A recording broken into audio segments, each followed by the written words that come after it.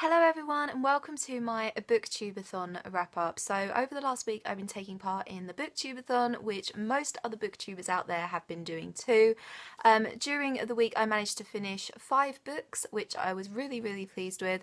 One of them I gave 3 stars to and the other 4 I gave 4 stars to. So I'm going to start off with the book that I gave 3 stars to, and that is Amy Chelsea, a Stacy D by Mary G. Thompson.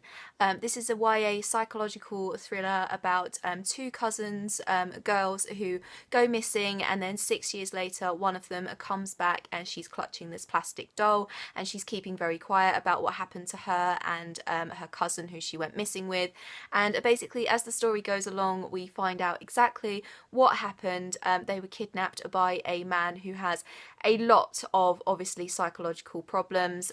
It's very dark, some really disturbing themes explored in this, but the reason I only gave it 3 stars is because I think I just wanted a little bit more from it. I was quite frustrated by the main character a lot of the time. I can't really talk too much about what actually unravels without spoiling it, but yeah, I wanted a little bit more from it, and because I think I'm used to reading really kind of fast-paced, hard-hitting psychological thrillers, adult psychological thrillers, I think this just fell a little bit flat for me in the kind of midst of all of the other psychological thrillers I've been reading recently. So yeah, I did enjoy it, but I didn't really love it, unfortunately.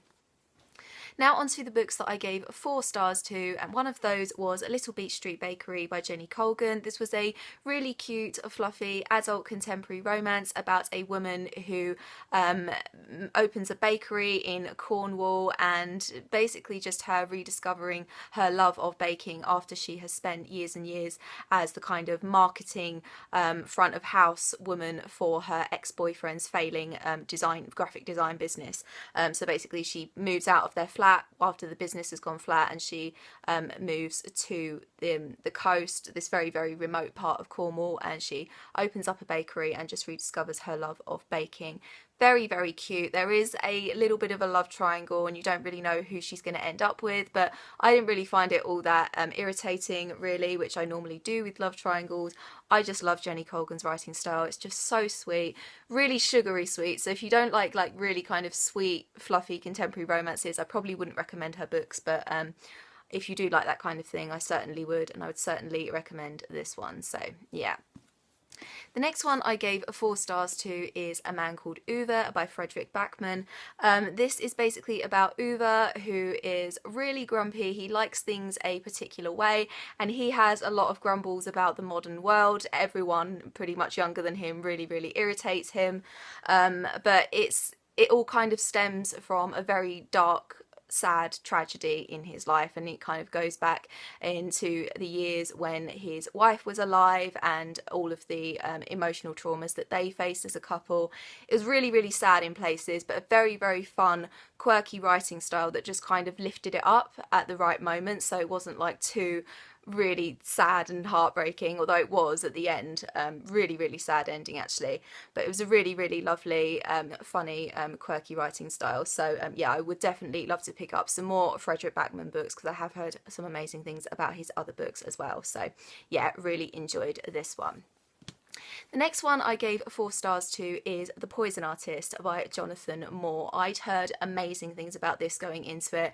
Essentially, we are following a toxicologist who is investigating these bodies that have turned up, and he's recently split up from his long-term girlfriend, and he meets this very mysterious woman in a bar, and she basically entrances him. He becomes pretty much obsessed with her, and as the story goes on, she is still shrouded in mystery. We know very little about her. The twist at the end I did not see coming at all. It was just so good. This was actually the book that I read in one day, and I did very easily finish it in one day, even though it's nearly 300 pages, but I just couldn't put it down. It was just so exciting. I just wanted to get to the end. I read the last 100 pages or so in one sitting because I just couldn't put it down. I just really wanted to know exactly what was going on here.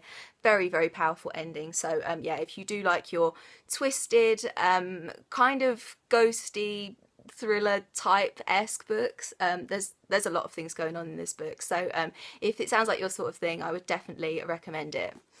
And the last book that I gave 4 stars to, and I've been really nervous about basically just telling the world my feelings about this book, and that is The Hate You Give by Angie Thomas. So I gave it 4 stars, so I didn't dislike it. When I was reading other people's reviews of it on Goodreads, everyone, well, not everyone, but a lot of people were really attacking the negative reviews, saying that if you don't like this book, then you're racist, which is just really, really ridiculous. But basically, this book, if you don't know, was inspired by the Black Lives Matter movement, and it's about a girl who sees one of her best friends murdered really, really terribly by a policeman, and a white policeman, namely. And basically she's just dealing with the fallout of this, the social and cultural reasons behind it. I'm gonna say that I wouldn't say that it's an anti-racism book as such, but as a white person reading it, I felt very uncomfortable at some points, but I totally understand that that was the author's intention. It's supposed to make you feel uncomfortable, it's supposed to put you in Star's shoes, and it's supposed to make you experience what it's like to be judged for your skin colour, and it was just so powerful. It made me feel things that no other book has done in a very, very long time, and that's why I gave it 4 stars. I couldn't give it 5 stars because I don't think I will read it again. I think once was enough, and it didn't exactly keep me hooked. There were certain points in the story where I just kind of lost a little bit of interest, and it wasn't a fantastic story, but the general feeling and the general theme behind it is really important, and I would definitely urge you to pick it up if you haven't. I think it possibly should be a book that is circulated in schools. I think it should be a book that kids grow up with because it's very important in terms of its message. But yeah, I've been really nervous about letting my feelings out because I think this is probably, from what I've seen online, this is one of those books where people tend to attack you if you say anything negative about it, and that's why I've been really nervous about posting it, because I didn't love it. I did really enjoy it, and as I said, it did make me feel things that no other book has done in a while, but I couldn't give it 5 stars because I wasn't exactly hooked by it. So yeah, there you go. And that is it for my BookTube-A-Thon wrap up. Did you take part in BookTube-A-Thon? Please let me know if you did. Let me know what you read, whether you enjoyed what you read. I will leave all of my social media in the description down below. I hope you're having an awesome day, and I will see you very soon for another video. Bye bye.